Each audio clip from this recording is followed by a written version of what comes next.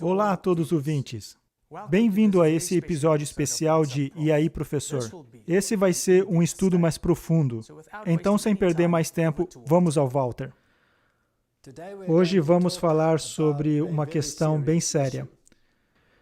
Precisei de muito tempo até chegar ao ponto onde concluí que é tempo de falar de alguma coisa que vamos tratar. Antes de começarmos, curvemos nossas frontes para orar. Querido Pai Celeste, estamos vivendo em uma época significativa e as pessoas estão preocupadas, querendo conhecer o assim diz o Senhor. Portanto, Pai, oro para que nos ajude no decorrer dessas palestras, orientando-nos e que cheguemos à conclusão bíblica e baseados em Tua Palavra e na guia do Espírito. Nós te agradecemos e te louvamos. Em nome de Jesus. Amém. O título dessa palestra é Este é o fim? Fiquei interessado em ver que o Express, a página inicial do jornal Express, fez a mesma pergunta. Fim do mundo.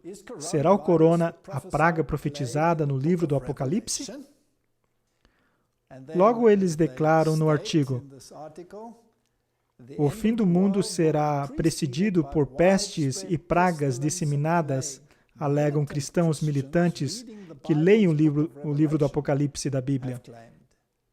Seria a praga da Bíblia a epidemia do coronavírus que está varrendo o mundo? E, finalmente, após escrever sobre essas questões, chegam à conclusão.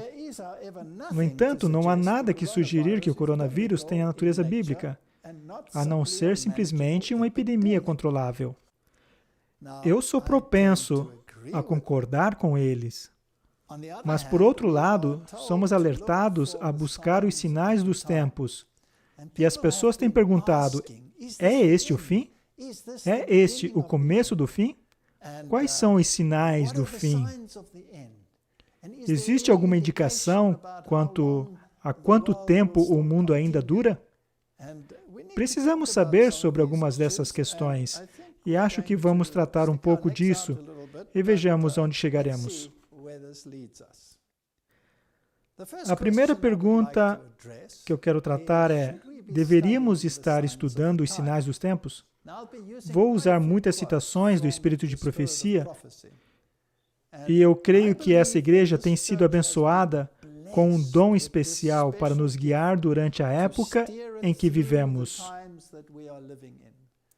O Espírito de profecia não existe para sobrepor a Bíblia, e sim para trazer luz ao que às vezes está um pouco obscuro na Bíblia, deixando-o bem claro.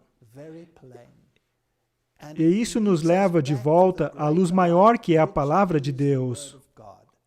Portanto, precisamos basear o que cremos na Palavra de Deus, mas se Deus entendeu ser adequado conceder-nos esse dom especial, então também podemos consultá-lo. Ela escreve, nossos pastores não estão cumprindo integralmente seu dever. A atenção do povo deveria ser chamada para o glorioso evento que deve acontecer em breve, falando sobre a vinda de Cristo. Os sinais dos tempos precisam permanecer claros em sua mente. A visão profética de Daniel e João predizem um período de escuridão e declínio moral. Mas no tempo do fim, o tempo no qual estamos vivendo agora, elas falarão e não mentirão. Quando os sinais preditos começarem a acontecer, o expectante povo de Deus deve olhar para cima e erguer a cabeça porque a sua redenção está próxima. Então, em vez de uma mensagem de perdição e trevas, há uma mensagem para alegrarmos-nos e erguermos nossa cabeça. Devemos estudar os sinais dos tempos. Devemos torná-los proeminentes. Isso significa que devemos estar sintonizados com o que acontece no mundo. Muitos creem que se agirmos assim e correlacionarmos os sinais dos tempos com a Bíblia, que estaremos nos ocupando com teorias da conspiração. Nada pode estar tão longe da verdade. Precisamos saber onde estamos no tempo atual. Nas visões da noite, foi apresentada diante de mim uma cena impressionante. Vi uma imensa bola de fogo cair no meio de algumas lindas habitações, destruindo-as imediatamente. Ouvi alguns dizerem: sabíamos que os juízos de Deus sobreviriam sobre a terra, mas não sabíamos que viriam tão cedo. Outros, com a voz quase embargadas de agonia, diziam: os senhores sabiam, por que não nos disseram? Nós não sabíamos. Por toda parte, ouvi serem pronunciadas semelhantes palavras de acusação. Se não falarmos quando temos o conhecimento que pouquíssimas pessoas têm, então Deus nos considerará responsáveis. Quando chegou o tempo da primeira vinda de Cristo, ela escreve no livro O Grande Conflito, que a propósito todos deveriam ler se tiver acesso a ele. Não foram os ilustres teólogos que tiveram compreensão dessa verdade e se empenharam em proclamá-la, referindo-se à primeira vinda de Cristo. Houvessem eles sido vigias fiéis, pesquisando as Escrituras com diligência e oração, e teriam conhecido o tempo da noite. As profecias ter-lhes-iam patenteado os acontecimentos prestes a ocorrer. Eles, porém, não assumiram tal atitude e a mensagem foi confiada a homens mais humildes. Disse Jesus: ainda enquanto tendes luz, para que as trevas não vos apanhem. Os que se desviam da luz que Deus lhes deu, ou negligenciam buscá-la quando está a seu alcance, são deixados em trevas. Declara o Salvador: aquele que me segue não andará em trevas, mas terá a luz da vida. Quem quer que esteja com singeleza de propósito, procurando fazer a vontade de Deus, atendendo fervorosamente à luz já dada, receberá maior luz. Será enviada àquela alma alguma estrela de fulgor celestial para guiá-la em toda a verdade.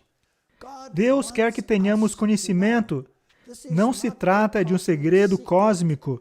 Deus quer que proclamemos que a vinda de Jesus está próxima.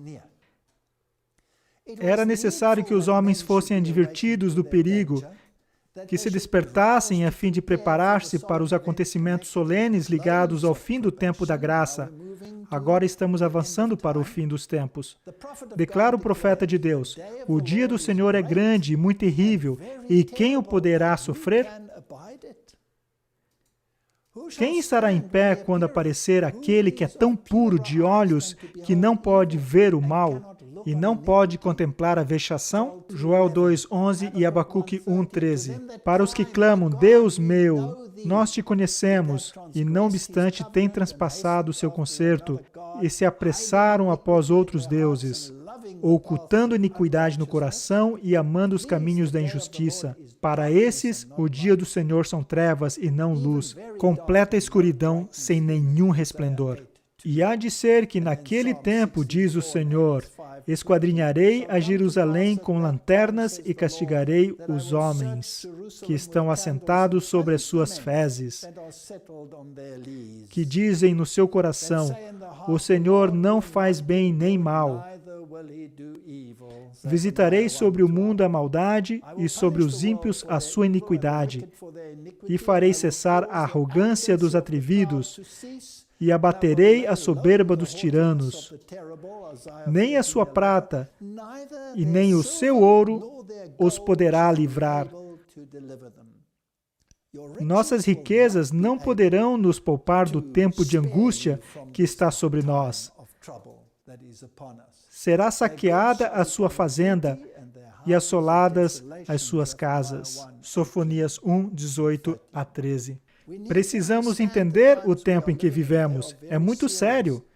E Deus está buscando um povo que estará preparado para viver de acordo com a sua aliança. Ora, muitas pessoas estão dizendo: não torne isso tão notório. Cuidado com o modo como você diz essas coisas.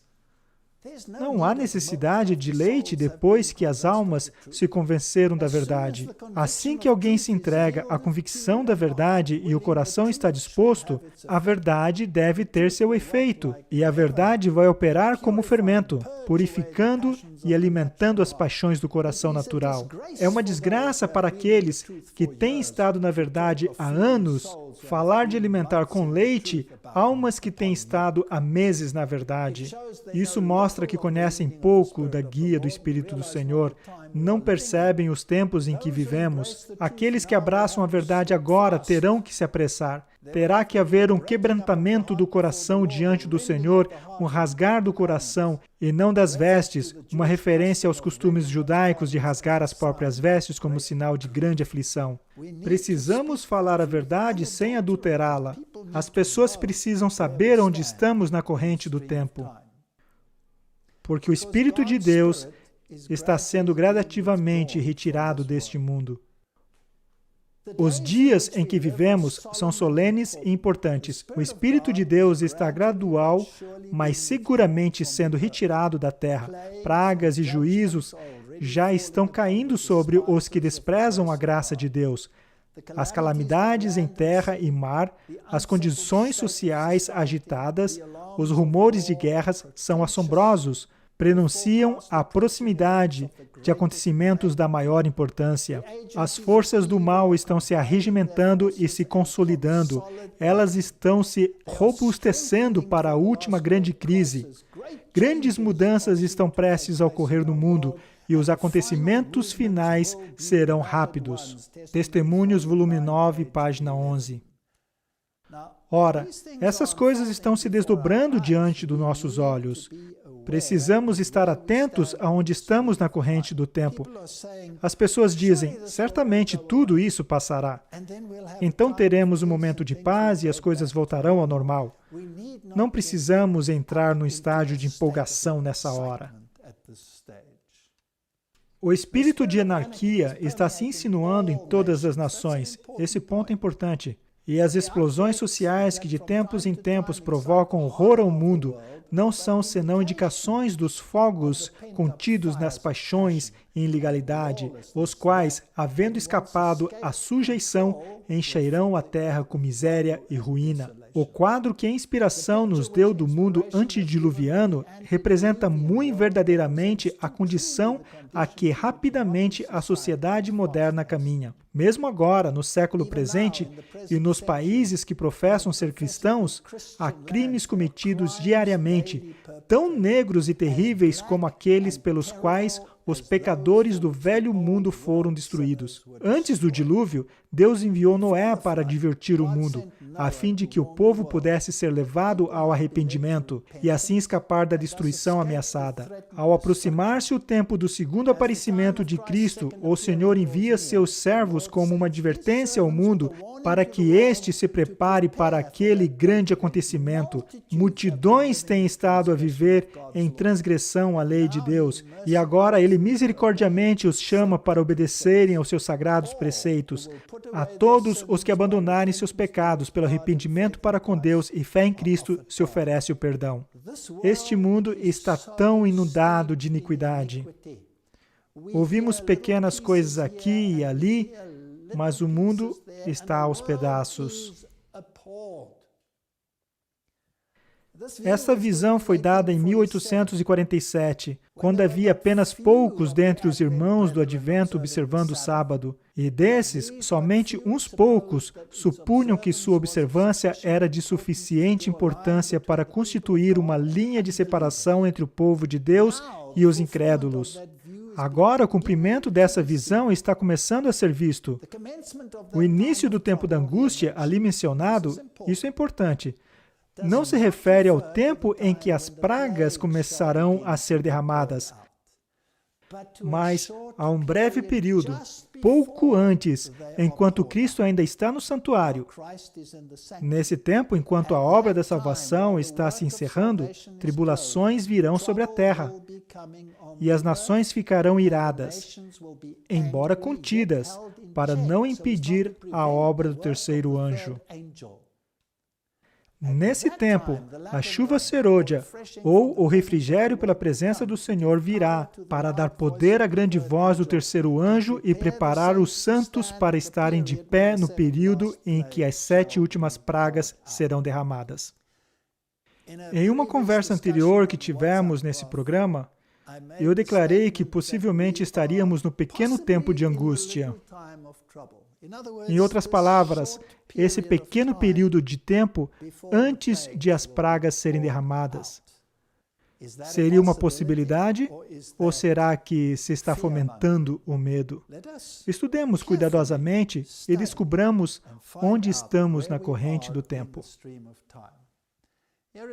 Um noticiário alemão, Metropol News, disse que milhões de fotos e vídeos de sexo com criancinhas vieram à tona.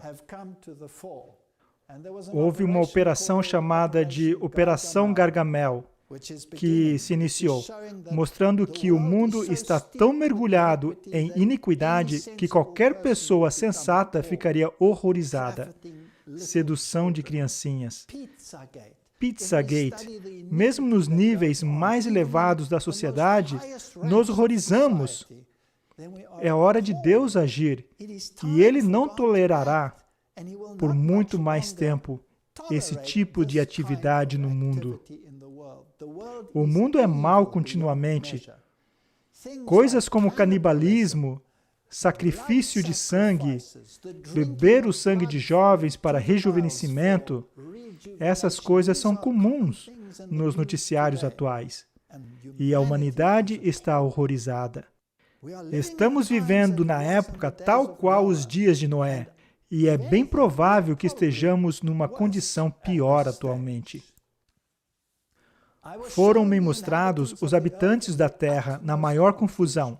Guerra, derramamentos de sangue, privações, necessidades, fomes e pestilências estavam por toda parte.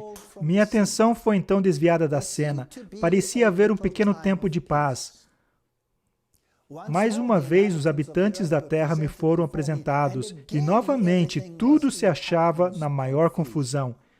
Então é bem provável que os eventos que se desdobram no momento possam retroceder e que aparentemente tenhamos outra vez um momento de quietude e paz. Ao menos eu espero por isso, a fim de que o Evangelho possa desempenhar seu papel. Minha atenção foi então desviada da cena. Parecia haver um pequeno tempo de paz. Mais uma vez, os habitantes da terra me foram apresentados, e novamente tudo se achava na maior confusão. Lutas, guerras e derramamentos de sangue, juntamente com fomes e pestes, imperavam por toda parte. Outras nações se achavam empenhadas nessa luta e confusão. A guerra ocasionou a fome. A miséria e o derramamento de sangue deram luz à pestilência, e então o coração dos homens desmaiou de terror, na expectação das coisas que sobrevirão sobre o mundo. Então temos um início, um pequeno momento de paz, logo uma escalada que finalmente levará aos eventos finais. A pergunta que precisamos nos fazer é: quais são os sinais que devemos buscar? Isso é importante. Tanto Jesus quanto Daniel se referiram à abominação desoladora como um dos grandes sinais. O povo de Deus, na época de Jesus, deveria estar atento à abominação desoladora. Tratava-se de uma profecia de aplicação judaica e que no fim dos tempos haveria um cumprimento exato do mesmo cenário. Só que no escopo universal, em um nível espiritual. Vamos analisar isto. Daniel 11:31. E braços serão colocados sobre ele, porque Jesus disse que devemos estudar Daniel, que profanarão o santuário e a fortaleza. Ora, o santuário, obviamente, quer dizer o plano de salvação. Como o plano da salvação se desdobrará. É trazido um cordeiro, no qual se confessam os pecados, e o cordeiro é sacrificado, e se torna, por assim dizer, um tipo do grande portador de pecados que viria, Jesus Cristo. E isso conduzia à pia e ao lugar santo, onde Jesus é a luz do mundo, com o pão de sua presença ali, o pão que devemos ter em nossa vida e em nosso próprio pensamento, que deve nos transformar em pessoas que seguem a Cristo. Também há um altar de incenso que nos mostra que Jesus é o mediador. Portanto, eles profanarão o meio de salvação, em outras palavras, e tirarão o contínuo. A palavra sacrifício foi acrescentada, escrita em itálico, não está no original, estabelecendo a abominação desoladora. E colocarão algo no lugar do plano da salvação. Em Daniel 12:11, e desde o tempo em que o contínuo for tirado e posta a abominação desoladora, haverá 1290 dias. Aqui temos uma profecia de tempo que expande a profecia de 1260 dias em 30 dias. Se tomarmos o princípio de um dia para um ano, então os 1260 dias se expandem para 1290 anos. Os 1260 anos começam com o estabelecimento da abominação desoladora, até que ela chega ao fim. Isso se deu de 538 até 1798. Mas o decreto para que isso ocorresse foi escrito 30 anos antes. Então temos 1290 dias. E o que era essa abominação desoladora? Bem, continuemos. Marcos 13:14. Ora, quando vós virdes a abominação desoladora, que foi predita por Daniel, o profeta, estando onde não deve estar, quem lê, entenda, então, os que tiverem na Judéia, fujam para os montes. Quando, pois, virdes que a abominação da desolação, em Mateus 24:15, de que falou o profeta Daniel, está no lugar santo, quem lê e entenda, precisamos entender essa questão. Portanto, na época da nação judaica, se analisarmos os paralelos em Lucas, a abominação desoladora eram os exércitos de Roma cercando Jerusalém. Lucas 21:20. Mas quando virdes Jerusalém cercado de exércitos, sabei então que é chegada a sua desolação. Então os que estiverem na Judéia, fujam para os montes. Os que estiverem no meio dela, saiam. E os que estiverem no campo, não entrem nela. Então aqui temos um sinal dado por Deus em sua misericórdia à sua igreja. Quando virmos a abominação desoladora, que nesse caso era Roma pagã cercando o povo de Deus para destruí-lo e tomar seu lugar, isso não deveria acontecer, mas iria acontecer. Era uma promessa. Então que o povo de Deus deveria fugir para os montes. Em outras palavras, saiam das cidades. E aqueles que estão no campo não deveriam voltar à cidade. Apliquemos isso à nossa época e aos eventos que nos rodeiam. Como foi que isso aconteceu? Porque quando os exércitos chegaram e rodearam Jerusalém, não havia como eles escaparem. Logo, por algum motivo, os exércitos de Roma retrocederam e voltaram a Roma. E os judeus que estavam dentro da cidade os seguiram e começaram a matar os soldados romanos pelas costas, o que enfureceu o imperador romano. Portanto, 3 anos e meio depois, Tito voltou com um exército romano poderoso e, finalmente, Roma destruiu o templo. Nesse período de 3 anos e meio, os cristãos puderam fugir para os montes e locais solitários. Eles fugiram para Pela e nenhum cristão morreu naquele cerco de Jerusalém. E como é que isso se aplica ao tempo do fim? Roma, obviamente, foi substituída por Roma papal, a quem todos os reformadores se referiram como o sistema do anticristo. Ora, se houve 2 cercos a Jerusalém no início, onde o padrão pagão seria afincado no lugar do padrão de salvação dada por Deus, será que ocorrerá o mesmo no final dos tempos? A resposta é sim. Roma e a Igreja Católica, o sistema, não as pessoas, o sistema tem mudado o plano de salvação. Ele fincou um padrão pagão. Ele mudou a palavra de Deus. Ele mudou a lei de Deus. Ele removeu o 2º mandamento. Transfere a solenidade do sábado do 7º dia da semana para o 1º dia da semana. Ao ter removido o 2º mandamento, eles tiveram que aumentar, dividindo o 10º mandamento em 2, a fim de terem novamente 10 mandamentos.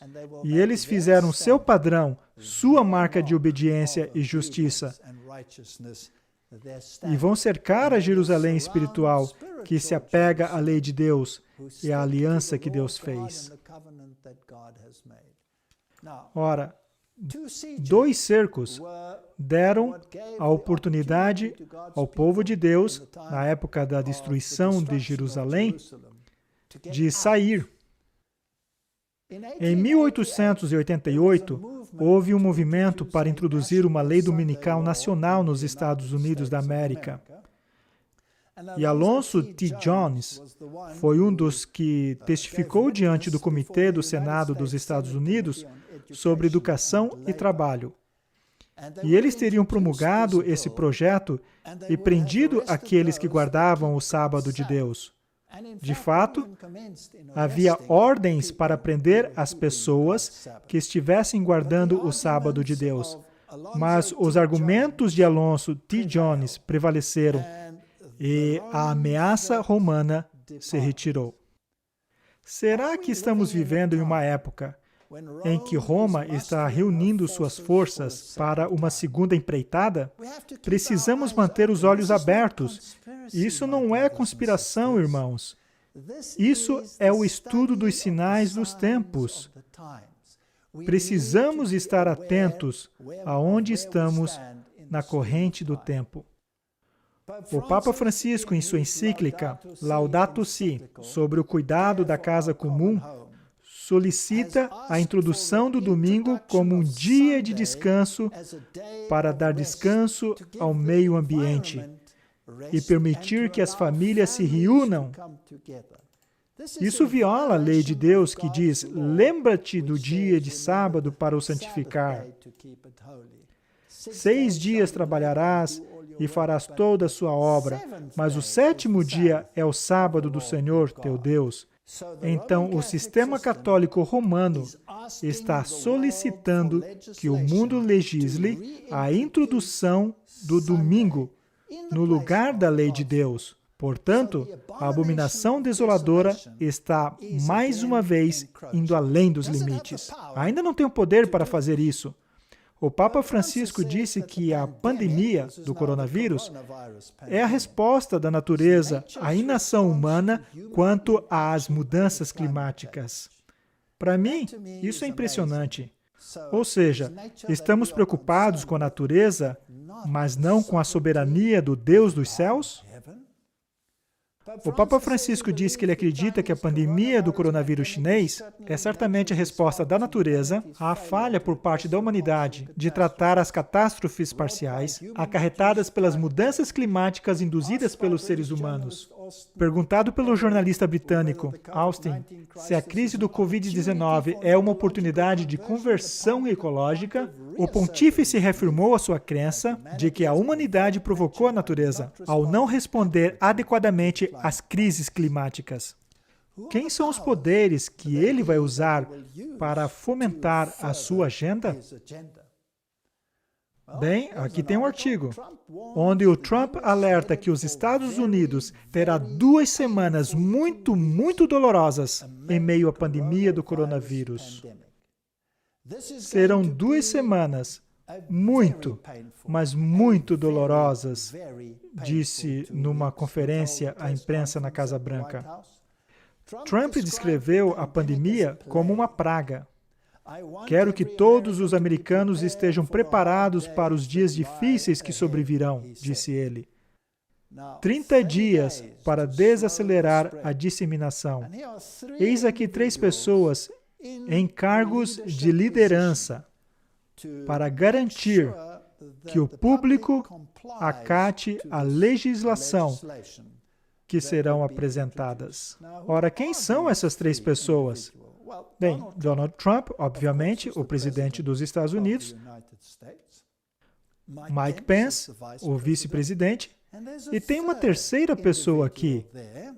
Vamos ver quem é. Se trata de Anthony Fauci. Sem dúvida, Trump enfrentará surtos surpresas de doenças infecciosas. Agora, eu quero que vocês atentem para a data, 11 de janeiro de 2017. Anthony Fauci, médico diretor do Instituto Nacional de Alergia e Doenças Infecciosas, disse que, sem dúvida alguma, Donald Trump será confrontado com um surto surpresa de doença infecciosa durante sua presidência. Em 2017? Quem é esse homem? Fauci liderou o Instituto de Doenças Infecciosas e Contagiosas por mais de 3 décadas, assessorando os últimos 5 presidentes sobre ameaças globais de saúde. Desde os primórdios da epidemia de AIDS na década de 1980 até o atual surto do vírus da Zika. Esse é o homem que move o cetro quando se refere à pandemia e doenças contagiosas. O que me impressiona é que todas as 3 pessoas nessa foto, Donald Trump, Mike Pence e Anthony Fauci, são pessoas educadas por jesuítas.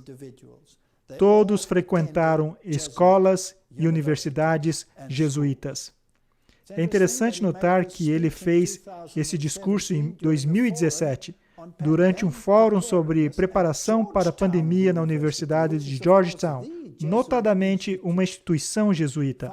Fauci disse que a administração Trump, além de ser desafiada por ameaça de saúde globais contínuas como gripe e HIV, mas também por um surto surpresa de doenças.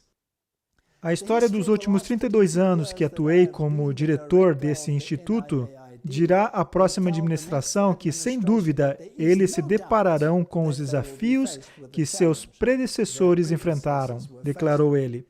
Embora observadores tenham especulado desde sua eleição como Trump reagirá a esses desafios, Fauci e outros especialistas de saúde disseram na terça-feira que a prevenção de pandemia de doenças geralmente começa no exterior e que uma reação adequada significa, além de uma colaboração entre os Estados Unidos e outros países, mas também entre os setores públicos e privados de saúde. Definitivamente seremos surpreendidos nos próximos anos, disse ele. Ora, será que essas são as únicas pessoas nesse fórum? O Dr. Fauci dedica-se ao serviço público, tendo concluído o ensino médio em uma escola jesuíta. Esse é o Catholic Courier, que se gaba do fato de que as pessoas que estão liderando a administração nos Estados Unidos são, em sua maioria, de formação jesuíta. Vamos analisar Mike Pence, que deve se encontrar com o Papa Francisco no Vaticano na próxima semana. Isso foi em janeiro de 2020. Há declarações interessantes que podemos ressaltar. Obviamente, como já declaramos em palestras anteriores, esse homem também recebeu formação jesuíta. Nenhum detalhe foi revelado acerca da visita. Sam Brownback, embaixador itinerante para a liberdade religiosa internacional, esteve presente na sessão de abertura na terça-feira da iniciativa que foi descrita pela embaixadora Gingrich como um diálogo voltado a promover a paz, liberdade religiosa e harmonia interreligiosa entre cristãos, muçulmanos e judeus. Foi inspirada, disse ela, pelo documento de 2019 sobre a fraternidade humana em prol da paz mundial e a convivência comum. Uma declaração conjunta do Papa Francisco e o Gran Imã de Al-Azhar em Abu Dhabi, que foi assinada nos Emirados Árabes Unidos. Para mim, o que vem a seguir é bem interessante. O cardeal Miguel Ayuso, presidente do Pontifício Conselho para o Diálogo Interreligioso, esteve presente na reunião. De acordo com as considerações de Gingrich, ele disse: foi apropriado que suas discussões se realizassem na Pontifícia Universidade Gregoriana, que obviamente é a principal universidade jesuíta. Disse Gingrich, citando São João Henrique Newman, que a Universidade Católica deveria auxiliar no discernimento da verdade. Ora, isso é incrível. Os jesuítas foram criados para um único propósito, e somente um: a destruição do protestantismo. Não havia crimes que eles pudessem ser enquadrados se os cometessem. Eles fariam qualquer coisa em seu poder, desde assassinatos a quaisquer meios que tivesse à disposição para chegar onde queriam.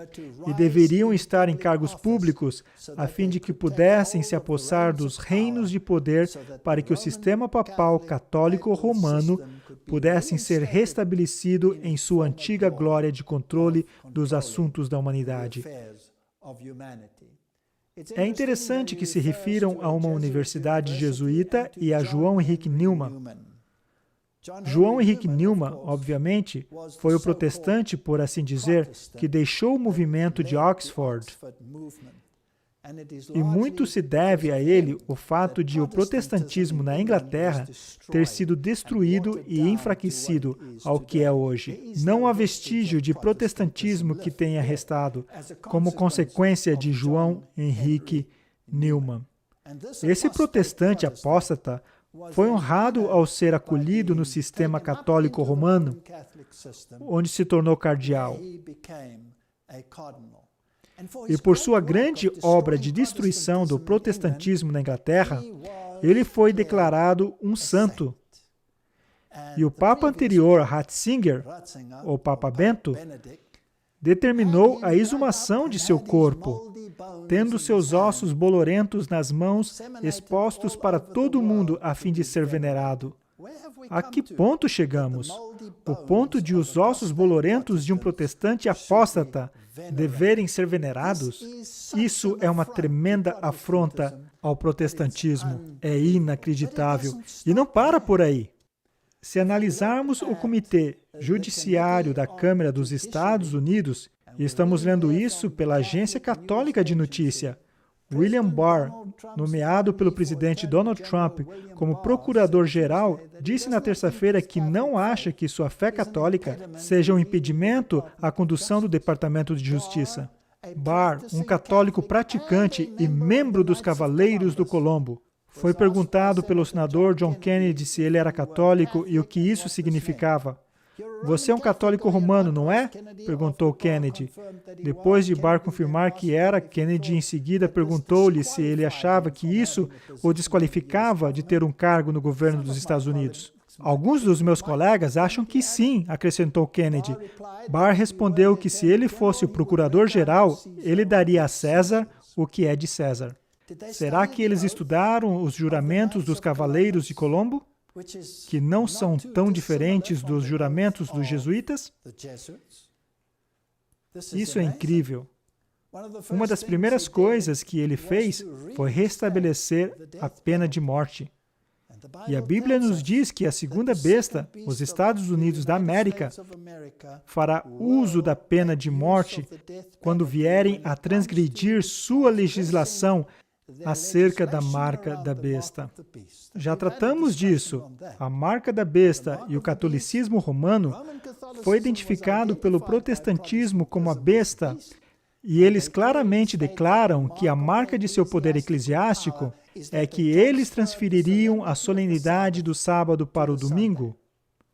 Minha pergunta é: se virmos pessoas com formação jesuíta em cargos de liderança, se virmos o procurador-geral como um cavaleiro de Colombo, se virmos o restante de sua administração e até mesmo a oposição como católico romano ferrenhos, e se nos aprofundarmos mais, Religion Unplugged, juiz Brett Kavanaugh e a maioria católica no Supremo Tribunal dos Estados Unidos é a outra pessoa com formação jesuíta. Até mesmo o Supremo é administrado por jesuítas católicos romanos atualmente. Será que estamos vendo um segundo cerco? E deveríamos ficar quietos? Por causa da relação ecumênica, será que deveríamos nos manter silentes e o mundo não ser alertado? Você sabia dessas coisas, nos dirão as pessoas, e vocês nunca nos avisaram. Não sejamos como os cães bobos que não conseguem latir. Então, quais são os sinais dos fins dos tempos e onde estamos na linha do tempo? Mateus 24, 3. E estando assentados no Monte da Oliveira, chegaram-se a ele os seus discípulos em particular, dizendo: Diz-nos quando serão essas coisas, e que sinal haverá da sua vinda e do fim do mundo? E Jesus respondendo disse-lhes: Acautelai-vos, que ninguém vos engane. Porque muitos virão em meu nome, dizendo: Eu sou o Cristo, e enganarão a muitos. E ouvireis de guerra e de rumores de guerra. Todos conhecem esses versículos. Olhai, não vos assusteis, porque é mistério que isso tudo aconteça, mas ainda não é o fim. Portanto, se levantarão nações contra nações, etnos contra etnos, o que significa que haverá tensões étnicas, divisão racial. Temos visto isso em todo o mundo. O povo de Deus deveria estar tão longe do racismo quanto dista o Oriente do Ocidente. Deus nos deu uma comissão para atingir cada tribo, povo e nação no mundo. Em Deus não há preconceito, porque de um só sangue fez toda a geração dos homens, diz as Escrituras. E reino contra reino, então haverá conflitos nacionais. Nós os temos em todo o mundo, e haverá fomes, e pestes, e terremotos em vários lugares. Estamos vendo todas essas coisas. Não vou fazer uma palestra sobre os sinais dos tempos, todo mundo sabe disso. Mas todas essas coisas são o princípio de dores. Então, a questão final será: vos hão de entregar para serdes atormentados, e matar-vos-ão. Isso foi uma previsão para aquele tempo e uma previsão para o tempo do fim. Esse segundo cerco de Roma finalmente tentará destruir os últimos vestígios do protestantismo na Terra. E o que é o protestantismo? O que é um protestante fundamentalista? É alguém que acredita em toda a palavra que está nas Escrituras de Deus. Alguém que crê que os preceitos de Deus são válidos até os dias de hoje. Então vos hão de entregar para serdes atormentados e matar-vos-ão, e sereis odiados de todas as nações por causa do meu nome. Não é somente o coronavírus que está afligindo o mundo atualmente. Hoje em dia, temos pragas gigantescas de gafanhotos que vão destruir a cadeia alimentícia na África. E já o zumbido de milhões de gafanhotos em movimentos são quebrados pelos gritos dos fazendeiros e clangor de potes e panelas. Mas seus esforços parecem ser em vão. Estão esperando mais ondas desses gafanhotos. Haverá fome. Podemos esperar isso. Não se trata de fomentar o medo, mas de uma predição. E é interessante o que o Walter Nett pergunta: o que 30 mil soldados estão fazendo na Europa sem máscaras? O que é essa mobilização de enorme força militar, supostamente para exercício? Por que todas essas coisas estão acontecendo? Por que o exército está se posicionando em todos os lugares para auxiliar e também para controlar. O que eles disseram em meu próprio país? Não disseram que governariam com punho de ferro e não tolerariam nenhuma dissidência? Não se trata apenas de distribuição de máscaras. Além dos sinais dos tempos, há alguma indicação de quão perto estamos do fim? Bem, aventuremo-nos nesse terreno. Não é uma decisão fácil, mas se nos apegarmos à Bíblia e ao espírito de profecia e pegarmos a estrada de marcação de tempo, talvez devamos tratar dessa questão. O problema é que muitas palestras têm surgido na internet dando tempos, datas e eventos que supostamente acontecerão no mundo. Quero tratar brevemente de alguns deles. Há diversas formas pelas quais as pessoas estão tentando calcular onde estamos na linha do tempo. Alguns adotam o princípio apotelesmático. Trata-se de uma palavra estranha? Então permita-me tentar explicá-la. Uma das pessoas que usou esse princípio apotelesmático foi Desmond Ford. Sabemos, obviamente, que isso foi altamente problemático. Tal princípio afirma que uma profecia cumprida ou parcialmente cumprida, ou não cumprida no tempo indicado, pode ter um cumprimento futuro, recorrente ou consumado. Isso é o que ele escreveu em O Dia da Expiação e o Juízo Investigativo no manuscrito Glasser View, em 1980, página 485. Essa ideia diz que as profecias que estão na Bíblia têm mais de uma aplicação que podem, bem, no futuro, ter uma aplicação diferente. Em primeiro lugar, gostaria de ressaltar que esse princípio se baseia na filosofia grega e que não há consistência interna com relação à Bíblia. Isso colocaria a profecia bíblica ao mesmo nível de Nostradamus e mesclaria o futurismo com o método histórico bíblico contínuo que o próprio Jesus usou. O modo de interpretar a profecia bíblica é permitido que a Bíblia fale por si mesma.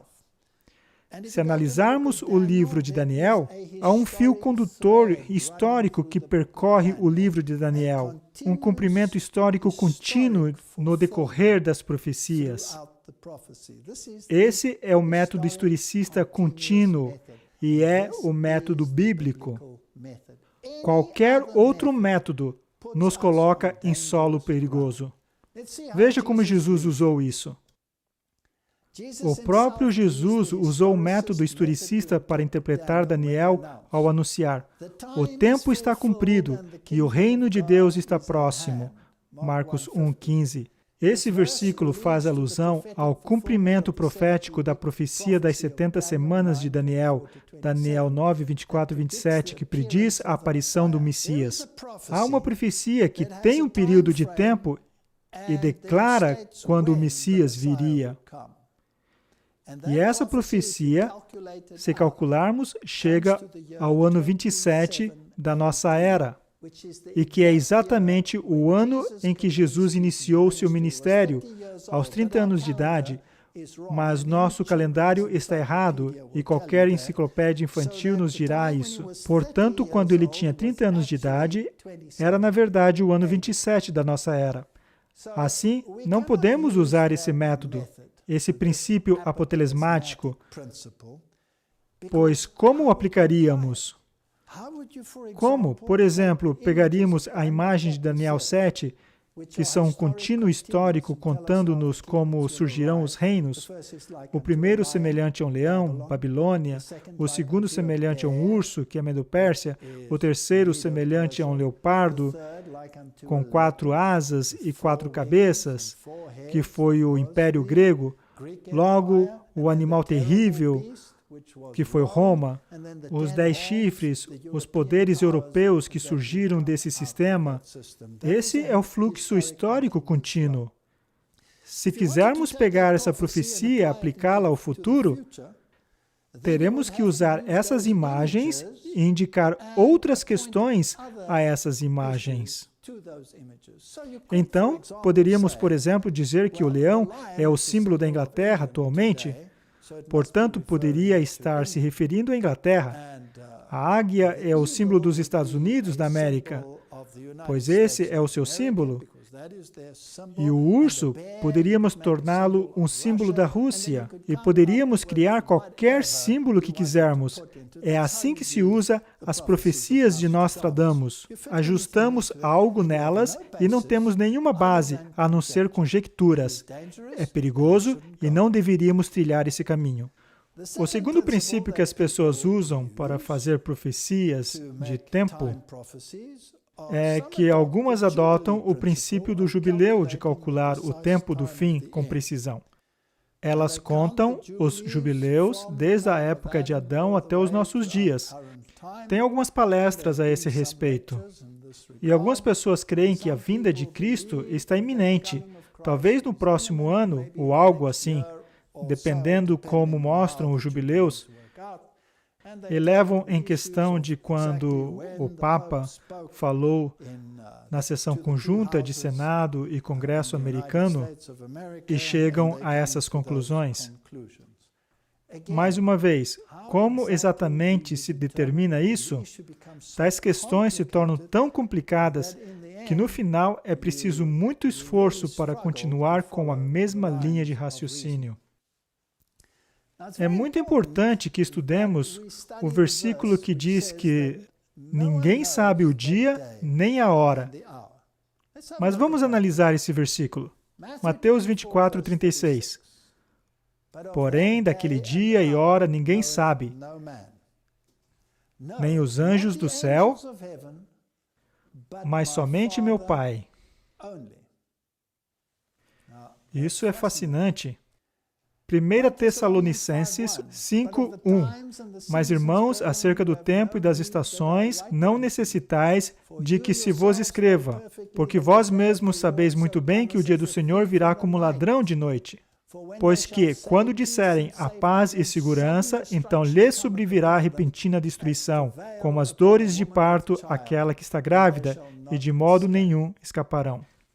Mas vós, irmãos, já não estáis em trevas, para aquele dia vos surpreenda como um ladrão.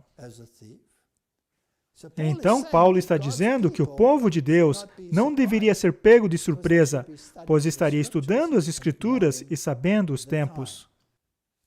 Analisemos este versículo em Mateus novamente, Mateus 24, 36. Porém, daquele dia e hora ninguém sabe, nem os anjos do céu, mas unicamente meu Pai. Ou seja, nem mesmo Jesus sabe os tempos? Em 1865, Tiago White escreveu um livreto intitulado O Segundo Advento. O código para esse livro é SEADV, Segundo Advento. E nele há um estudo muito interessante acerca deste versículo. Leiamos o que ele escreve. Muitos concluem apressadamente deste texto que nada, seja o que for, pode ser apurado com relação ao período do segundo advento. Mas, ao tomarem essa posição, erram grandemente por fazerem essa classe de texto dar muitas provas, mesmo para sua descrença, que ao mesmo tempo agrupa essas declarações contra outras proferidas pelo Salvador da maneira mais clara e direta. Nós discordamos dessa posição. Quando perguntamos sobre os sinais dos tempos, Jesus deu resposta abundante a fim de explicar as circunstâncias no tocante à sua vinda. Então, como é que não podemos interpretar esse texto? Pode algo ser aprendido da Bíblia com relação ao período do segundo advento? Essa é uma pergunta sem resposta em muitas mentes. Trata-se de uma indagação séria e, pela natureza do assunto, digna de cuidadosa investigação e resposta franca. Como o próprio Cristo tratou esse assunto? Quando os discípulos perguntaram que sinal haverá de sua vinda e do fim do mundo, ele não os reprovou por inquirirem que foi propositadamente o culto de todos os homens. Afinal de contas, quando voltamos no tempo até a destruição do mundo na época de Noé, não é verdade que Noé disse exatamente o dia que iria acontecer? Não é verdade que até o tempo foi predito, 120 anos? Não, ele respondeu-lhes da maneira mais definitiva possível. Até mesmo declarou haver sinais desse evento e acrescentou: quando virdes todas essas coisas, sabeis que ele está próximo, às portas. O simples fato de que o Senhor menciona sinais de seu segundo advento é a maior prova possível de que seu povo não deveria permanecer ignorante com relação à proximidade do evento. Acrescenta-se a essa evidência sua declaração de que, quando esses sinais forem vistos, seu povo deve saber que está próximo, às portas, e o caso se torna extremamente forte. Porém, daquele dia e hora, ninguém sabe, continua ele, nem os anjos do céu, nem o Filho, mas unicamente meu Pai. Se o texto prova que os homens não saberão nada do período do segundo advento, ele também prova que os anjos não saberão nada disso, e também que o Filho não saberá nada disso, até que o evento ocorra. Essa posição prova muita coisa. E eu concordo com ele. Porque se Jesus é um com o Pai e plenamente Deus, então ele deve saber dos tempos. Vejamos como ele soluciona isso.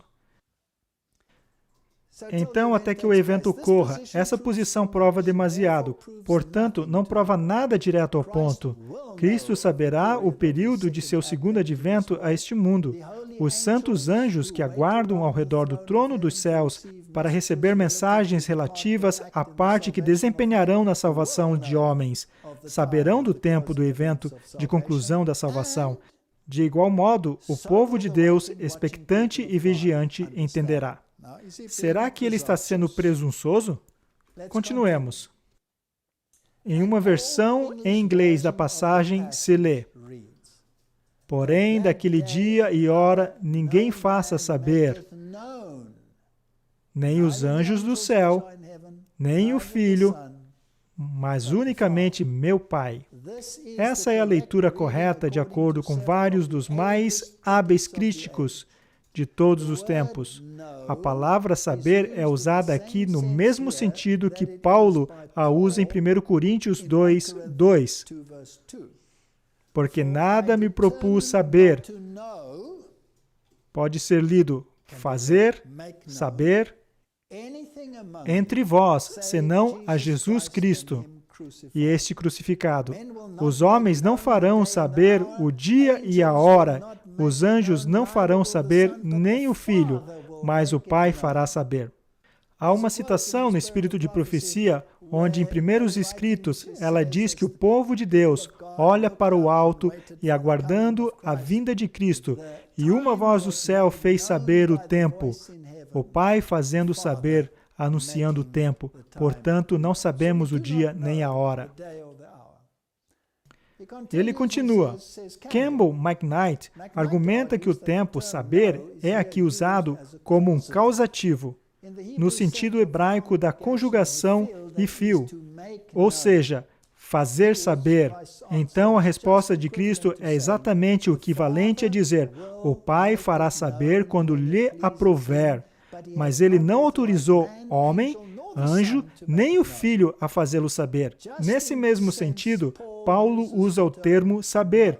1 Coríntios 2, 2. Eu fui ter convosco, anunciando-vos fazer saber o testemunho de Deus, porque nada me propus fazer saber entre vós, senão a Jesus Cristo e esse crucificado.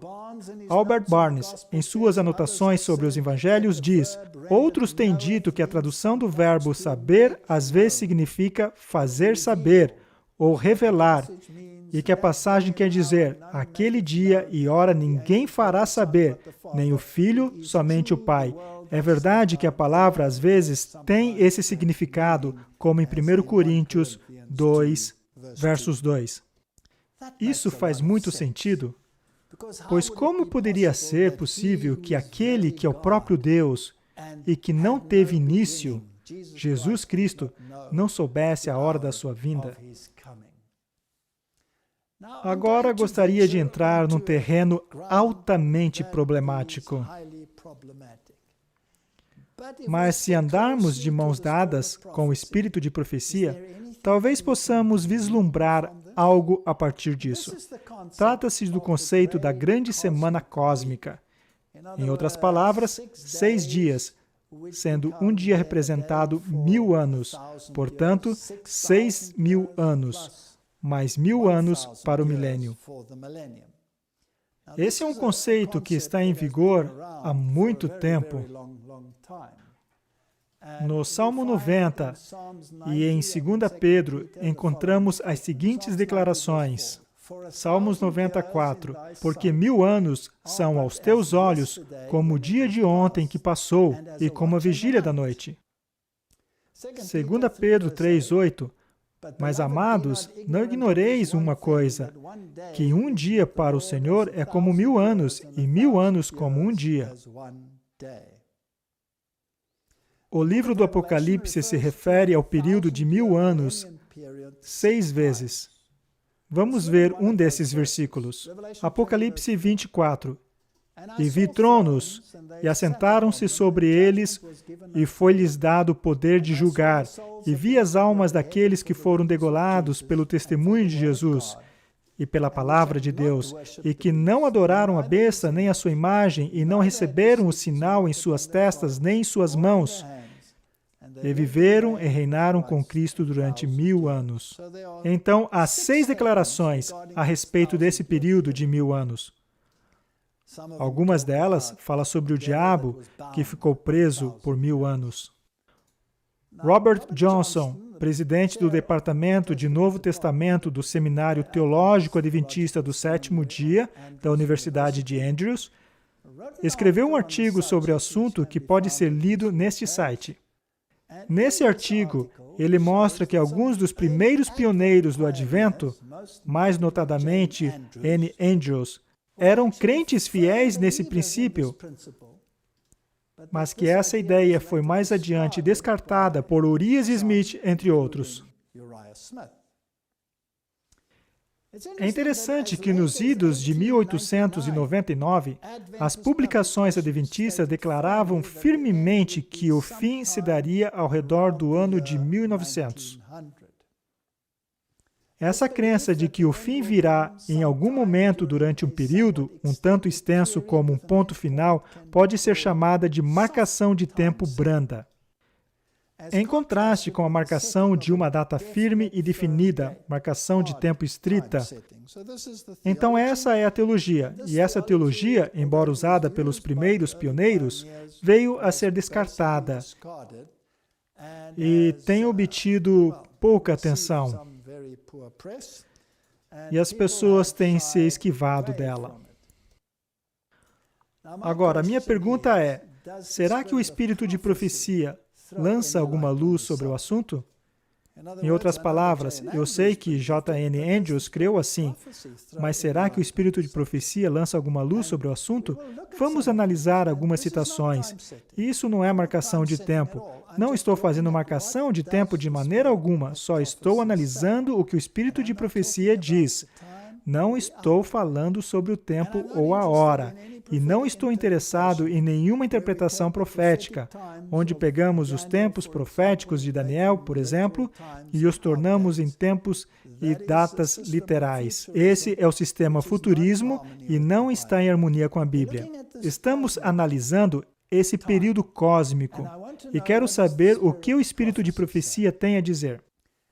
Há, na verdade, 42, 74 se contarmos as compilações, declarações sobre os 6.000 anos e 41 declarações sobre 4.000 anos em seus escritos. Ora, como eu nutri interesse por isso?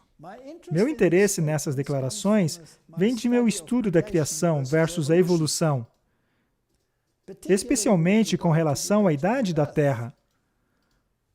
No entanto, alguns acadêmicos têm proposto que esses períodos não são definitivos e simplesmente significam, em outras palavras, essas 42 ou 74 declarações sobre o período de 6.000 anos e 41 sobre os 4.000 anos, desde o início, que não querem dizer algo definido e que de fato querem representar desde o início ou durante a época do Antigo Testamento. Mas pelo menos uma delas era definida quando declarou: o mundo tem agora apenas cerca de 6.000 anos. Está no livro Spiritual Gifts, volumes 3, páginas 92. Ellen White usa as frases cerca de 6.000 anos 13 vezes. Quase 6.000 anos, uma vez. Cerca de 6.000 anos, 12 vezes. Mas há 3 instâncias onde ela declara mais de 6.000 ou acima de 6.000. E o restante das declarações só dizem por 6.000 anos. Eu fiz parte da delegação na igreja onde discutimos essas questões da criação. E estive presente numa palestra de um de nossos teólogos proeminentes, na qual todas essas questões foi tratada. Foi declarado de maneira bem categórica que nenhuma dessas declarações sobre os 6.000 anos pode ser usada para determinar a idade da Terra. Ora, eu havia recém entrado nessa igreja, havia sido um evolucionista e todo o meu mundo virou de cabeça para baixo, como consequência do estudo das profecias e, finalmente, também pelo estudo de nossas origens e a evolução, que obviamente envolve a idade da Terra. Ao ouvir essas palestras, que a propósito estão escritas em revistas acadêmicas, fui confrontado com essa ideia de que há muitas declarações que dizem que a Terra tem cerca de 6.000 anos de idade, ou quase 6.000 anos de idade, ou perto de 6.000 anos de idade. Mas há essas 3 declarações que dizem mais de 6.000 anos. Portanto, isso foi apresentado como prova de que não se pode aceitá-la como algo definido. Ora, isso me preocupou. Além disso, também foi declarado nessas publicações e nas palestras sobre os 6.000 anos, é provável que ela tenha sido influenciada pelas notas marginais da versão King James, que continham certas datas e, portanto, no conceito da linha do tempo, ou do período de tempo no qual viviam, para ela era cabível simplesmente adotar essas declarações de 6.000 anos. Isso me incomodou. Então eu levantei a mão e disse: só tem um problema. E este é o problema. Se ela foi influenciada pelas notas de rodapé da versão King James, a ponto de dizer que são 6.000 anos, então, o que mais poderia tê-la influenciado com relação a todas as outras declarações do Espírito de Profecia? Podemos, então, confiar no Espírito de Profecia como uma fonte inspirada ou simplesmente o deixamos de lado? Bem, houve outro documento que também foi tratado, e a questão foi tratada da seguinte maneira. Sim, nós cremos que ela foi inspirada, mas que ela não tinha a mesma autoridade que os outros profetas. Ela foi tão inspirada quanto, mas não tinha a mesma autoridade. Ora, trata-se de um paradoxo. Como se pode ser inspirada e não se ter a mesma autoridade? Será que Deus fala por meio de inspiração com autoridade somente através de algumas pessoas e sem nenhuma autoridade através de outras pessoas? Foi isso exegético ou homilético? Essa era a pergunta. Bem, isso me incomodou, porque perturbou minha percepção no que se refere à idade da Terra. Não estava pensando em nada do que estamos discutindo hoje, naquela época. Era somente a idade da Terra. Assim, quando voltei à minha casa na África do Sul, quando voltei à minha universidade e comecei a trabalhar em minhas palestras sobre evolução e criação, esse pensamento me incomodava. Eu orei e disse, Senhor, isso não faz sentido para mim. Como é que pode ser quase ou cerca de 6.000 anos em um lugar e mais de 6.000 anos em outro? Se há algo errado nisso, o Senhor precisa me mostrar.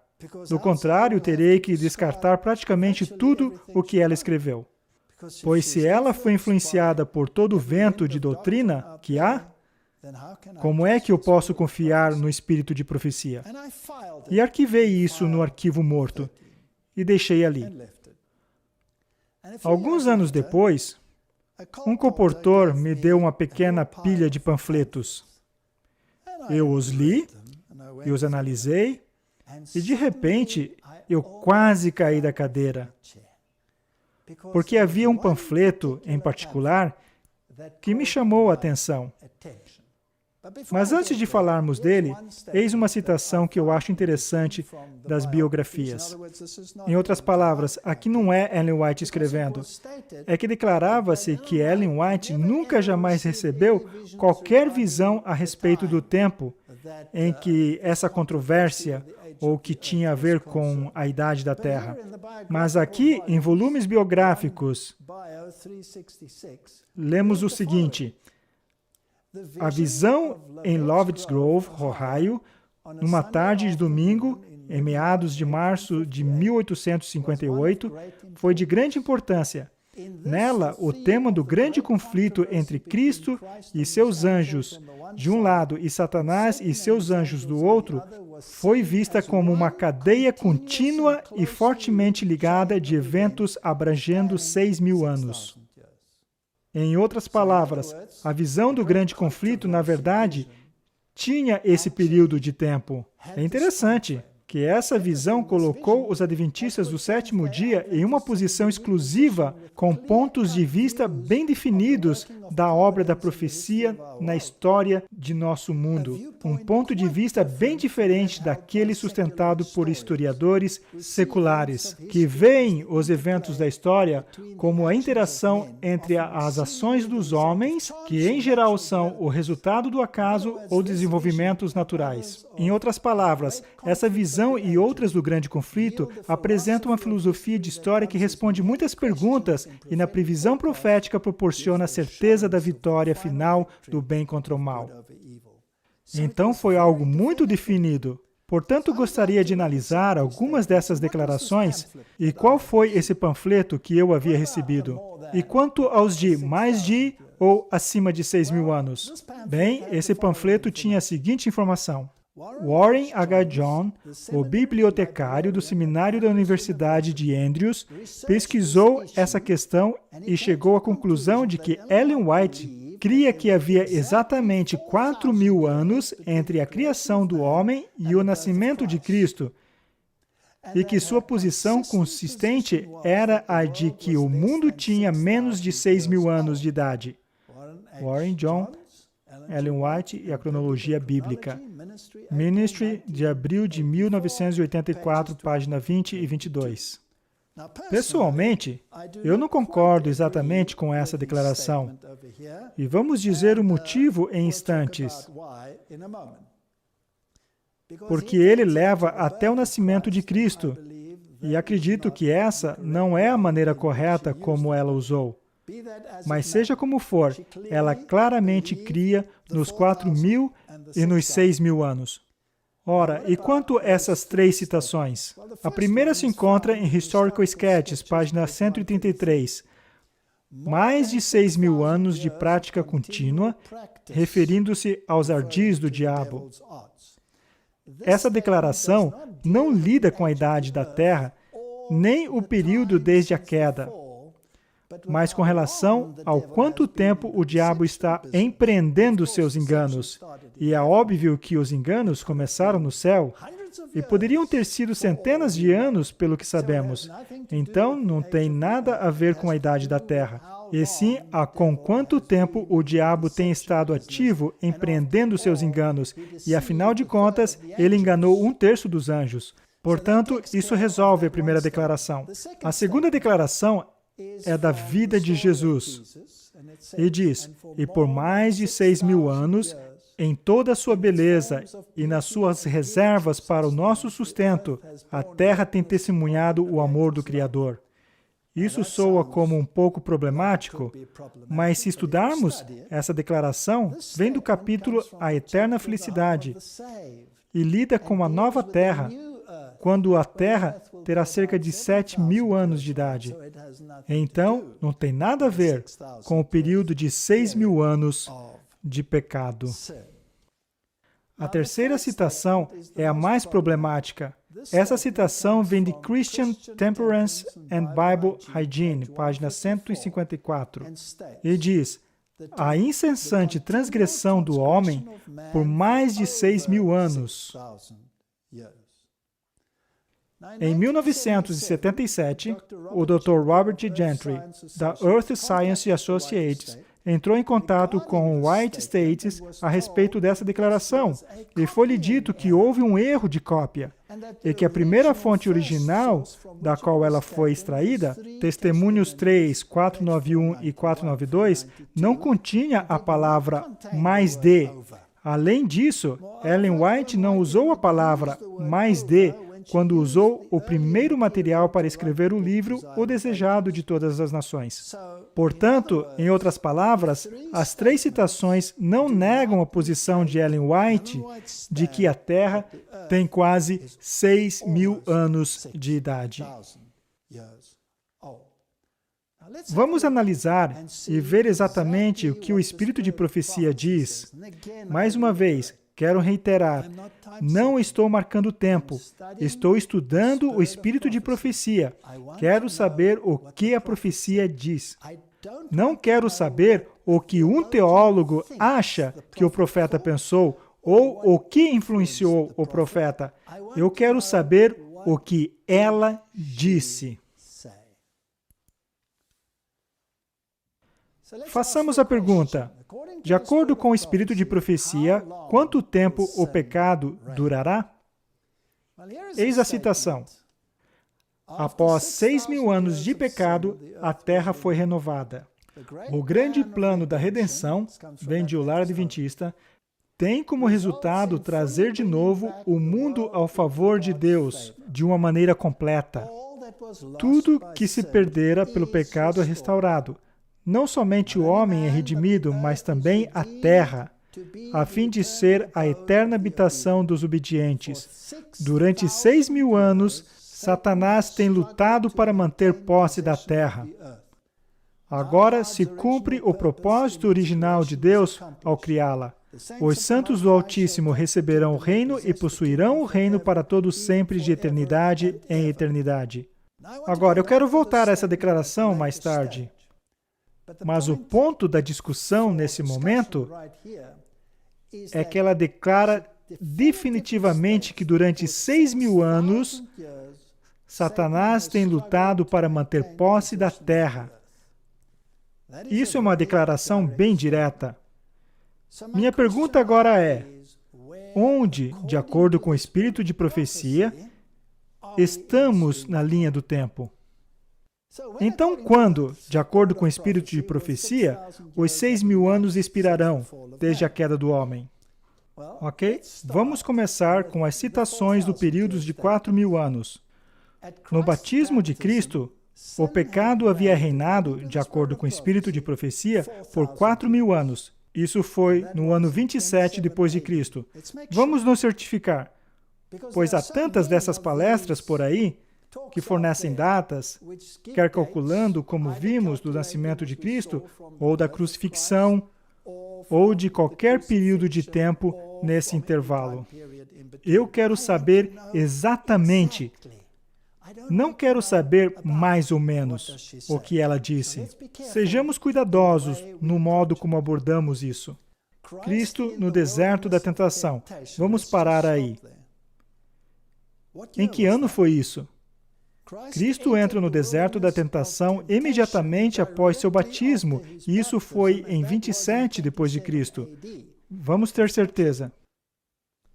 Cristo, no deserto da tentação, ficou no lugar de Adão para suportar a prova que ele deixou de resistir. Aqui Cristo venceu em favor do pecador. 4.000 anos após Adão dar as costas à luz de seu lar. Então, desde a queda de Adão até a tentação no deserto, que ocorreu no ano 27 depois de Cristo, esse é o período de tempo desde a queda de Adão. Separada da presença de Deus, a família humana afastou-se mais e mais, em cada geração sucessiva, da pureza e sabedoria originais e do conhecimento que Adão possuía no Éden. Cristo herdou os pecados e enfermidades da raça humana como existiam quando ele veio à Terra para ajudar o homem. Em favor da raça humana, com as fraquezas do homem caído sobre si, enfrentou as tentações de Satanás em todos os pontos em que o homem podia ser assaltado. Então, exatamente 4.000 anos, desde a queda de Adão até o deserto da tentação. Vamos ler outra citação. O Salvador do mundo não tinha controvérsia com Satanás. Já expulsou do céu porque não mais merecia ficar lá. Aquele que influenciou os anjos de Deus contra o seu supremo governador e contra seu filho, o amado comandante, e recrutou a simpatia deles para si mesmo, era capaz de qualquer engano. Por 4.000 anos ele tinha estado guerreando contra o governo de Deus e não perdera nada de sua habilidade ou poder para tentar e enganar. Outra vez, Satanás iria confrontar Jesus no deserto da tentação e ele tinha 4.000 anos para contemplar como ele venceria Jesus, assim como venceu Adão. Sobre as margens do Jordão, a voz do céu, acompanhada pela manifestação da excelente glória, proclamou que Cristo é o Filho do Eterno. Trata-se do batismo de Jesus, quando a voz do céu veio e disse: "Esse é meu Filho amado". Então temos a data que foi 27 depois de Cristo. Satanás estava prestes a encontrar-se pessoalmente com o chefe do reino que ele veio para vencer. Se falhasse, sabia que estava perdido. Portanto, o poder de sua tentação estava de acordo com a grandeza do objeto que ele ganharia ou perderia.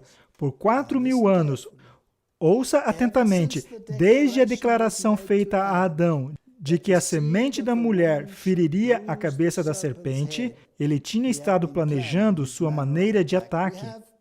Temos um tempo preciso nessa citação. Desde a queda de Adão até a experiência de Jesus no deserto, exatamente 4.000 anos. Em outras palavras, até o batismo. Analisemos a Bíblia e o espírito de profecia. Vindo a plenitude dos tempos, Deus enviou o seu Filho para redimir os que estavam debaixo da lei, a fim de recebermos a adoção de filhos. Vindo a plenitude dos tempos. Precisamos saber o que é isso. A vinda do Salvador foi predita no Éden. Quando Adão e Eva ouviram pela primeira vez a promessa, aguardavam-lhe o pronto cumprimento. Aquela promessa que agora já tinha passado 4.000 anos para ser cumprida. Saudaram alegremente seu primogênito na esperança de que fosse o libertador, mas o cumprimento da promessa demorava. Aqueles que primeiro a receberam morreram sem o ver. Desde os dias de Enoque, a promessa foi repetida por meio de patriarcas e profetas, mantendo viva a esperança de seu aparecimento, e todavia ela não vinha. A profecia de Daniel revelou o tempo de seu advento. Então a profecia de Daniel revelou o tempo de seu advento desde a época em que a promessa foi feita de que ele esmagaria a cabeça da serpente. Mas nem todos interpretavam corretamente a mensagem. Séculos após séculos se passou, cessaram as vozes dos profetas, a mão do opressor era pesada sobre Israel e muitos estavam dispostos a exclamar: prolongar-se-ão os dias e perecerá toda a visão. Então, quais eram as condições prevalecentes na primeira vinda de Cristo? Bom, já sabemos o tempo, exatamente 4.000 anos desde a queda de Adão, de acordo com o espírito de profecia. Notem bem, não de acordo comigo, de acordo com o espírito de profecia, exatamente 4.000 anos até o batismo de Cristo. Ora, quais eram as condições? Vindo a plenitude do tempo, Deus enviou seu Filho. A providência havia dirigido os movimentos das nações. Você não acha que Deus vai dirigir os movimentos das nações em nossos tempos? E a onda do impulso e influência humanos até que o mundo se achasse maduro para a vinda do libertador. As nações estavam unidas sobre o mesmo governo. Trata-se de um ponto importante. Era o sistema romano. Falava-se vastamente uma língua, a qual era por toda parte reconhecida como a língua da literatura. De todas as terras, os judeus da dispersação reuniam-se em Jerusalém para as festas anuais. Ao voltarem para os lugares de sua peregrinação, podiam espalhar por todo o mundo as novas da vinda do Messias. Projetemos isso aos nossos tempos. As nações estavam unidas sob o mesmo governo. Ainda não é o caso. Falava-se vastamente uma língua, em nosso caso, o inglês. E os judeus estavam dispersos por todas as nações. Deus tem seu povo disperso por todas as nações. Então temos muitas dessas condições. Gênesis 11:5. Então desceu o Senhor para ver a cidade e a torre. Essa era a Torre de Babel, onde a humanidade se unia como um só povo, que os filhos dos homens edificavam. E o Senhor disse: eis que o povo é um, e todos têm uma mesma língua. E isso é o que começam a fazer, e agora não haverá restrição para tudo o que eles intentarem fazer. Então, essa tentativa de unificar foi interrompida por Deus. No momento em que Jesus veio, havia praticamente uma nação governando tudo, e na segunda vinda poderia ser igual. Analisemos essa declaração. Trata-se de Handelsblatt, da Alemanha. É fascinante que eles mostram o EU de Europa como a Torre de Babel, enquanto as águas a rodeiam fortemente como uma catástrofe do coronavírus. E aqui no canto diz: precisamos de uma liderança global. Precisamos nos tornar um. Estamos construindo uma Torre de Babel. Ali resolveram edificar uma cidade, Patriarcas e Profeta, página 76. E nela uma torre de altura tão estupenda que havia de torná-la uma maravilha do mundo. Esses empreendimentos destinavam-se a impedir que o povo se espalhasse em colônias. Deus determinara que os homens se dispersassem pela terra toda, para povoá-la e subjugá-la. Mas estes construtores de Babel resolveram conservar unida a sua comunidade em um corpo e fundar uma monarquia que finalmente abrangesse a terra inteira. Um rei, um líder moral. Será que temos um líder a quem todos afluem em Roma em busca de orientação moral nos tempos em que vivemos?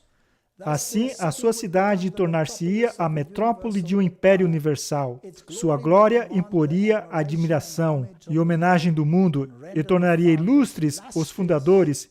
A magnificente torre, atingindo os céus, tinha por fim permanecer como um monumento do poder e sabedoria de seus construtores, perpetuando a sua fama até as últimas gerações. Bem, aqui temos Yuval Noah Harari, um autor muito famoso que disse: nós teremos um mundo totalmente diferente após o coronavírus. E nessa luta contra a pandemia, nós precisamos de uma liderança mundial. Catholic Herald. O plano de Deus é unir toda a humanidade, diz o Papa. Então o Papa está pedindo essa união. Esse é o Catholic Press e diz: o Papa quer que todos os povos se unam devido à pandemia do coronavírus. Esses sinais são importantes, que estão levando exatamente à condição que a Bíblia descreve na primeira vinda de Cristo. Aqui temos Gordon Brown, um dos ex-primeiros ministros da Inglaterra, que sugere um governo global para combater o coronavírus. O ex-primeiro-ministro do Trabalho, que esteve no Centro de Esforços Internacionais para combater o impacto da quase quebra dos bancos em 2008, disse: precisamos de um governo mundial. Foi só ele? Não! Angela Merkel pede uma nova ordem mundial. Estas são as manchetes que gritam aos nossos ouvidos. Kissinger diz que nem mesmo os Estados Unidos conseguem derrotar o Covid-19 sozinhos. Sua solução? Um governo global de nova ordem mundial, obviamente. Precisamos de uma nova ordem mundial. Ele sempre pregou isso. Esse homem tem 96 anos de idade e ainda está pregando sua nova ordem mundial. E o mundo será diferente depois do coronavírus. E nós teremos as condições que prevaleciam antes. Pode parecer diferente. Não estou interessado em como se parecerá essa nova ordem. George Bush pai disse que nenhuma nação entregaria um jota de sua soberania, mas as comunicações e a maneira como as coisas funcionam serão diferentes. Obama dispara a bomba do coronavírus. Tudo isso se deve às mudanças climáticas, e é ele que tem apoiado o Papa quando veio fazer seu discurso. Foi ele que tornou essa questão proeminente. É interessante que Erdogan disse que ele tem um pacto com Putin e que Trump, Putin e ele, como um líder do Oriente Médio, eles vão criar uma nova ordem. Como se parecerá essa nova ordem, não importa. Estamos analisando os sinais dos tempos. Um dos grandes sinais antes do fim é que Satanás deve personificar a Cristo antes da vinda do Senhor. Mateus 24:5, porque muitos virão em meu nome dizendo, eu sou Cristo, e enganarão a muitos. Em 2 Coríntios 11:14, e não é maravilha, porque o próprio Satanás se transfigura em anjo de luz. Um poder de baixo está operando a fim de promover as últimas grandes cenas do drama. Satanás vindo como Cristo e operando com todo o engano da injustiça nos que se ligam em sociedades secretas. Quando eu leio isso e ouço todas essas pessoas falando sobre teorias da conspiração, não estamos lidando com teorias da conspiração, estamos lidando com cumprimentos proféticos. Como ato culminante no grande drama do engano, o próprio Satanás personificará Cristo. A Igreja tem há muito tempo professado considerar o advento do Salvador como a realização das suas esperanças. Assim, o grande enganador fará parecer que Cristo veio. Em várias partes da terra, Satanás se manifestará entre os homens como um ser majestoso, com brilho deslumbrante, assemelhando-se à descrição do Filho de Deus dada por João no Apocalipse. Essa é uma previsão do futuro. A glória que o cerca não é excedida por coisa alguma que os olhos mortais já tenham contemplado. Gritos de aclamação em triunfo: Cristo veio! Cristo veio! O povo se prostra em adoração diante dele, enquanto este ergue as mãos e sobre eles pronuncia uma bênção, assim como Cristo abençoava seus discípulos quando esteve aqui na terra. Isso está no livro O Grande Conflito.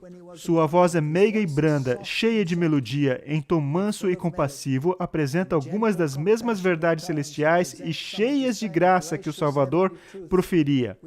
Cura as moléstias do povo e então, em seu pretenso caráter de Cristo, alega ter mudado o sábado para o domingo, ordenando a todos que santifiquem o dia que abençoou.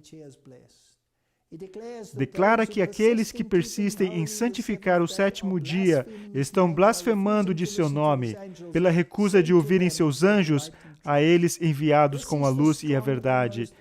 É esse o poderoso engano quase invencível, semelhantes aos samaritanos que foram enganados por Simão Mago. As multidões, desde o menor até o maior, dão créditos a este engano, dizendo: esta é a grande virtude de Deus. Em outras palavras, a questão da legislação papal já deverá ter sido tratada quando essa aparição vier a acontecer. Quão próximo estamos nós dessa aparição? Não é fascinante que o rabi israelita diz que já está tendo reunião com o Messias? E isso é de 20 de fevereiro de 2020. Este ano. O rabi Yaakov Zichovsk disse no domingo à estação religiosa Rádio 2000 que o rabi Chaim Kanieviesk lhe disse recentemente que ele, Kanieviesk, já está em contato direto com o Messias. Para entender por que os judeus religiosos estão levando isso a sério, é importante saber que o rabi Chaim Kanieviesk é considerado um dos 2 ou 3 principais rabis da comunidade judaica ultra-ortodoxa em Israel. E o rabi Zichovsk diz que Kanieviesk e outros 2 rabis ocultos, misteriosos, agora o incumbiram de informar ao público da iminente chegada do Messias. O rabi Zichovsk começou sua entrevista bombástica de 3 horas com um alerta. O processo de redenção está prestes a começar muito rapidamente, em um ritmo acelerado. Os últimos eventos serão rápidos. É importante que as pessoas permaneçam calmas e firmes para agirem adequadamente no devido tempo. Há Messias em potencial em cada geração, e há homens justos que sabem precisamente quem ele é. E isso é uma verdade nessa geração. Espalhar a notícia agora que o Messias está mais perto do que nunca é uma questão de vida ou morte. Não ouviram falar de Gog e Magog? É isso que vai acontecer em breve. Bem, agora a situação é mais bombástica do que se pode imaginar. Todos precisam saber se são os de dentro ou se são deixados de fora. E ele continuou reiterando que um certo rabi, Dov Cook, como todos sabem, é um homem justo, um dos maiores homens de nossa geração. Há 10 anos, quando Israel estava sofrendo uma terrível seca, alguém perguntou ao rabi: quando o mar da Galileia estará novamente cheio? Relembra o rabi Zichovsk. O rabi Cook respondeu que quando o Messias chegar, o mar da Galileia estará cheio. Em poucas semanas, o mar da Galileia estará cheio pela primeira vez desde que o rabi Cook fez essa declaração. Eles também disseram que Netanyahu será o último presidente. Agora, não estou usando isso como marcação de tempo. Eu uso isso como informação de suporte de que as condições descritas na Bíblia e no espírito de profecia já estão maduras. Elas estão aí para que percebamos. Nem por um momento sequer creio na visão de Israel. Só estou analisando os sinais, pois é isso que somos informados a fazer e tentando trazer uma mensagem. Minha pergunta então é esta: se Cristo veio exatamente há 4.000 anos depois do pecado de Adão, e se acrescentarmos 2.000 anos, poderia o mundo terminar em 2027, de acordo com esses cálculos? Pois lembremos, Cristo veio no ano 27, quando 4.000 anos se passaram desde a queda de Adão. Se acrescentarmos 2.000 anos a isso, para chegarmos aos 6.000 anos, teremos o ano 2027. Mas antes de entrarmos nesse ponto, e lembre-se, não estou marcando o tempo, só estou citando o espírito de profecia. Quero analisar essa citação mencionada anteriormente. Eu disse que voltaríamos a ela. Vamos analisá-la com cuidado. Trata-se de uma citação que diz: após 6.000 anos de pecado, a terra foi renovada. O grande plano da redenção tem como resultado trazer de novo o mundo ao favor de Deus, de uma maneira completa. Tudo o que se perdera pelo pecado será restaurado. Não somente o homem é redimido, mas também a terra, a fim de ser a eterna habitação dos obedientes. Durante 6.000 anos, Satanás tem lutado para manter posse da terra. Agora, se cumpre o propósito original de Deus ao criá-la. Os santos do Altíssimo receberão o reino e possuirão o reino para todo o sempre e de eternidade em eternidade. Qual é o contexto dessa citação? Bem, o contexto é a restauração final, quando os santos vão possuir este reino e a terra para todo o sempre. Então, é depois do milênio,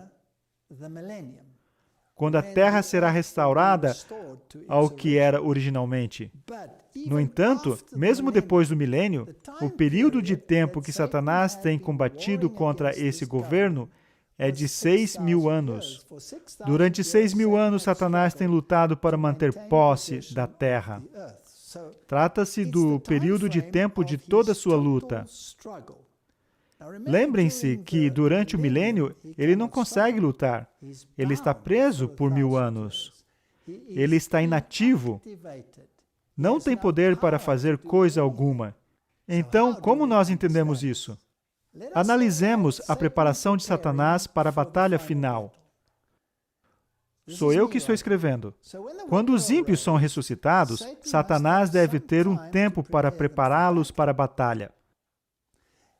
Se 2027 é o fim do período de 6.000 anos de combate contra Deus, então isso excluiria o tempo de preparação requerido após os ímpios serem ressuscitados.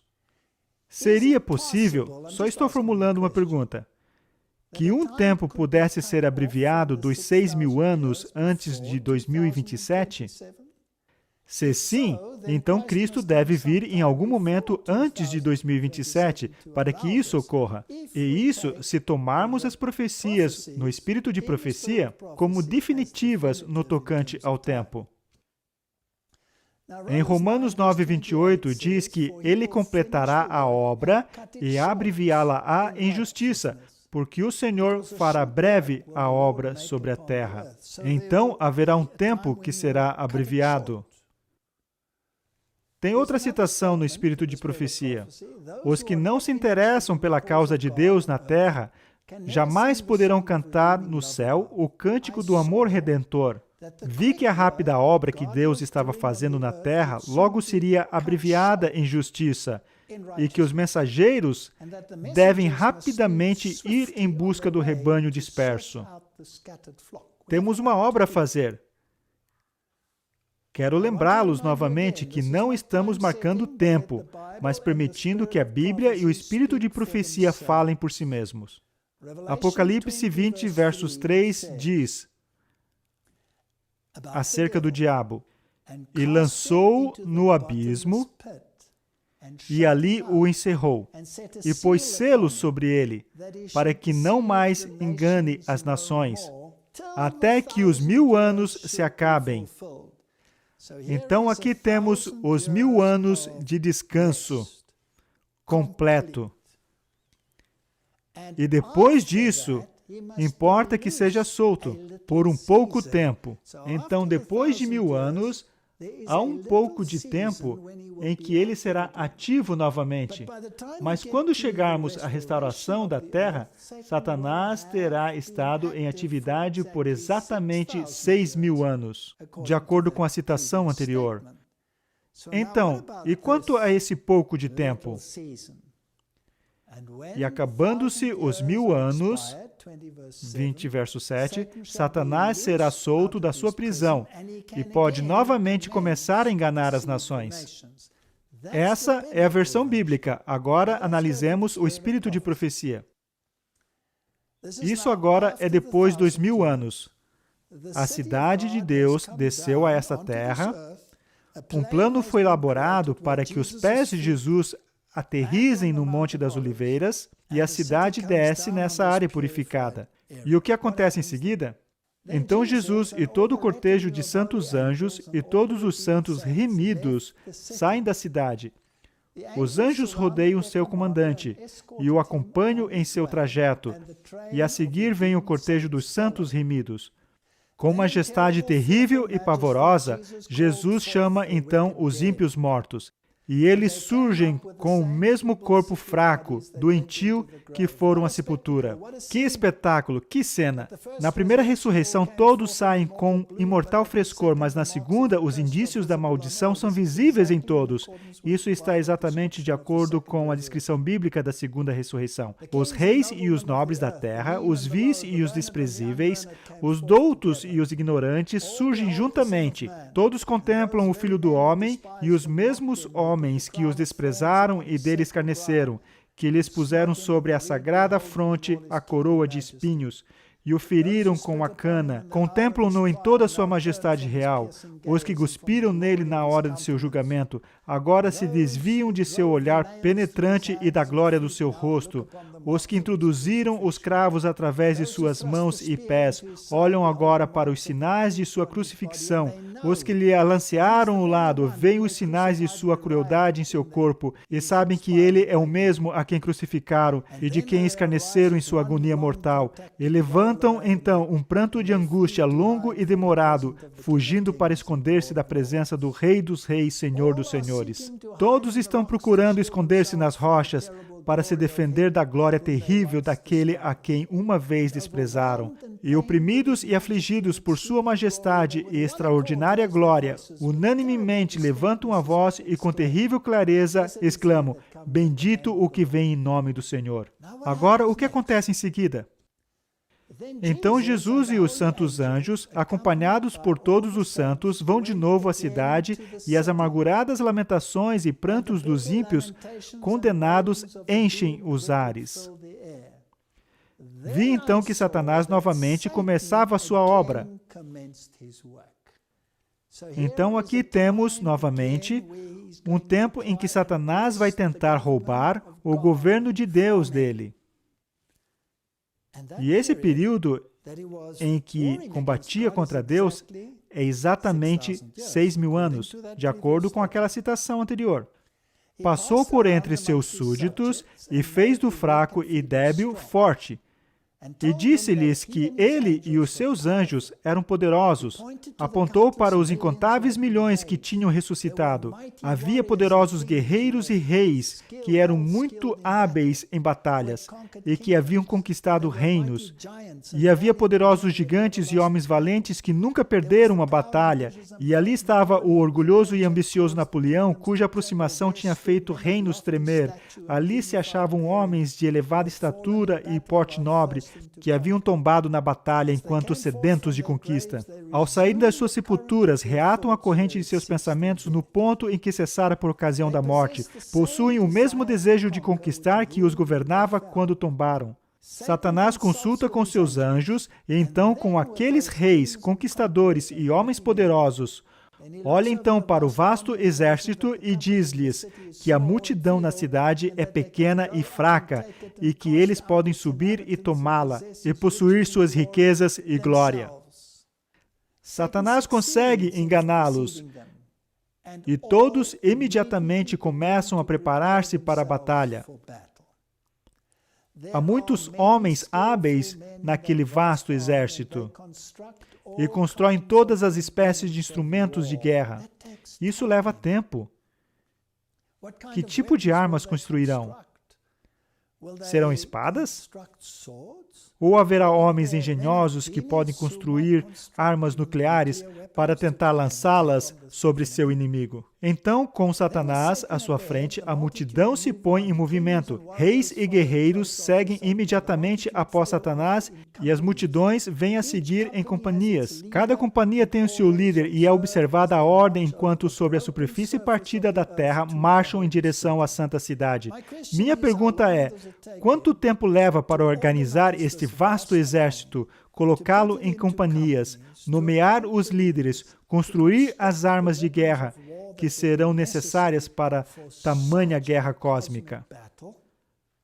Jesus fecha as portas da cidade e este vasto exército a cerca e dispõe-se para a batalha, esperando um conflito tremendo. Se formos a um teatro jesuíta, estou falando de Hollywood, veremos que já tivemos muitos filmes sobre a Terra completamente destruída. E como eles criaram todas as armas e fabricaram todas as coisas necessárias para essa grande batalha final. Nos filmes, eles sempre eram bem-sucedidos, mas na história bíblica, o final é outro. Jesus e toda a hóstia angélica e todos os santos, com as brilhantes coroas sobre as cabeças, ascendem ao cimo do muro da cidade. Jesus fala com majestade, dizendo: "Aqui está, pecadores, a recompensa do justo, e contemplai, meus remidos, a paga dos ímpios." O vasto concurso de povos contempla a multidão gloriosa sobre os muros da cidade, e ao serem testemunhas do esplendor de suas coroas brilhantes, e ao verem-lhes a face radiante de glória, refletindo a imagem de Jesus, e ao contemplarem então a gloriosa, inexcedível e a majestade do Rei dos Reis e Senhor dos Senhores, desfalecem a sua coragem.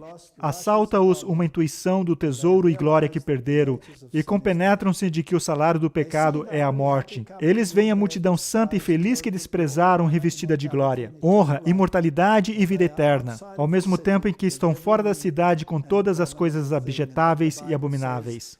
Então a Bíblia diz que desceu fogo do céu e os consumiu. 6.000 anos. Se é preciso tempo para preparar esse exército, quanto tempo é preciso? Eu não sei. Não vou marcar um tempo. Mas se estamos agora em 2020 e os 6.000 anos terminam em 2027, se os tomarmos como um período contínuo, e de acordo com o espírito de profecia, o período de 6.000 anos chegará ao ano de 2027. Mas o período de tempo é abreviado e acrescentado a essa porção de tempo quando ele prepara o seu exército. Então, quanto de tempo será abreviado? Eu não sei. Será que 1 ano seria o suficiente para organizar tão grande exército? Construir armas de guerra? Manter pessoas vivas e todas as coisas que são necessárias? É claro que isso leva tempo de preparação. Será que 2 anos, 3 anos, 4 anos, 5 anos? Eu não sei. Mas seja o que for, significa que estamos de acordo com o espírito de profecia nessa semana final. E se o tempo for abreviado, então Jesus deve voltar nos próximos anos. Portanto, o tempo é breve. É tudo o que estou dizendo. Não estou dizendo quando ele está vindo, mas que o tempo é breve. Mateus 24:48 diz: "Mas se aquele mau servo," e esse servo é alguém que serve na igreja de Deus, "disser no seu coração, o meu Senhor tarde virá." Em outras palavras, quando disserem, "Não é isso, não se trata do princípio das dores. Não, ainda temos tempo. Jesus não virá em 100 ou 200 anos. Tenho ouvido isso de tantas pessoas." E começar a espancar os seus conservos, e a comer e a beber com os ébrios. Em outras palavras, se começarem a atacar aquelas pessoas que dizem que o tempo é breve, enquanto estão comendo e bebendo com aqueles que estão embriagados com o vinho de Babilônia, talvez estejam sentados em concílios ecumênicos discutindo essas questões e falando sobre os fanáticos que existem por aí, que dizem que o tempo é breve e que estão atentos aos sinais dos tempos. Virá o Senhor daquele servo num dia em que o não espera, e em hora que ele não sabe. E separá-lo-á e destinará a sua parte com os hipócritas. Ali haverá pranto e ranger de dentes. Não estou marcando tempo, irmãos e irmãs. Apenas analisei o que o Espírito de profecia diz. E se essas citações são inspiradas, e não apenas influências de quaisquer outras fontes que existem por aí, então temos pouquíssimo tempo de sobra. Agora, o Senhor pode acrescentar a esse tempo? Atrasar a sua vinda? Pode abreviar esse tempo? Eu não sei. Não estou marcando tempo. Só estou dizendo que o tempo é breve. E ainda que uma pequena porção de tempo seja abreviada para a preparação no fim após o milênio, então o tempo é ainda mais breve. Eu creio que estamos nas últimas horas da história desse mundo. E veremos um novo mundo emergir desse coronavírus. Talvez haja esse tempo de paz e novamente a repetição do tumulto do qual lemos. Talvez isso aconteça. Eu não sei. Mateus 24:3. Estando assentado no Monte das Oliveiras, chegaram-se a ele os seus discípulos em particular, dizendo: Diz-nos, quando serão essas coisas e que sinal haverá da sua vinda e do fim do mundo? E Jesus respondendo disse-lhes: Acautelai-vos que ninguém vos engane, que ninguém engane vocês, dizendo que a vinda do Senhor não é senão daqui a muitos anos. Isso não está de acordo com os sinais dos tempos em que estamos vivendo. Eu posso ver as forças de Roma incrementando seu poder nos escalões de autoridades por toda parte nos governos. E posso ver a implementação das diretivas do homem da iniquidade. Ele está convocando a todos a se informarem sobre o assunto. E eu creio que estamos muito perto do fim. Se ficar provado que eu estou errado, estarei feliz, pois teremos mais tempo para pregar o Evangelho. Mas se essas coisas são verdadeiras e se pudermos tomar a profecia pela palavra, então nosso tempo é muito limitado. Preguemos as 3 mensagens angélicas. Façamos uso de cada capacidade e habilidade que Deus nos deu. Talvez Ele nos dê uma janela de oportunidade. Talvez não. Eu não sei. Mas o tempo é breve. Preparemo-nos para a vinda do Senhor. Vamos orar. Pai Celeste, se essas coisas são verdadeiras, então nosso tempo é de fato breve. Senhor, eu oro para que o Senhor prepare o coração de seu povo, a fim de que possam permanecer firmes e trazer o alto clamor, alertando o mundo, assim como João Batista, um homem que estava entre a grande e educada classe, trouxe a mensagem em sua primeira vinda. Que milhares de vozes por todo o mundo, em cada nação, tribo e povo, se levante e proclame o breve retorno do Senhor. E alerte o mundo a fazer a escolha certa entre os preceitos de Deus e os preceitos de homens. É a minha oração, em nome de Jesus. Amém. O último engano de Satanás será exatamente anular o testemunho do Espírito de Deus. Não havendo profecia, o povo se corrompe. Provérbios 29:18. Satanás trabalhará engenhosamente por diferentes maneiras e por instrumentos diversos, para perturbar a confiança do povo remanescente de Deus no testemunho verdadeiro. Introduzirá visões falsas para desencaminhar e misturará o falso com o verdadeiro, criando tamanha aversão no povo para que considerem tudo quanto traz o nome de visões como uma espécie de fanatismo. As almas sinceras, porém, comparando o falso com o verdadeiro, serão habilitadas a distinguir entre elas. Carta 12, 1890. Obrigado por assistir esse vídeo. Para se inscrever, clique aqui. Clique no sininho para receber notificação.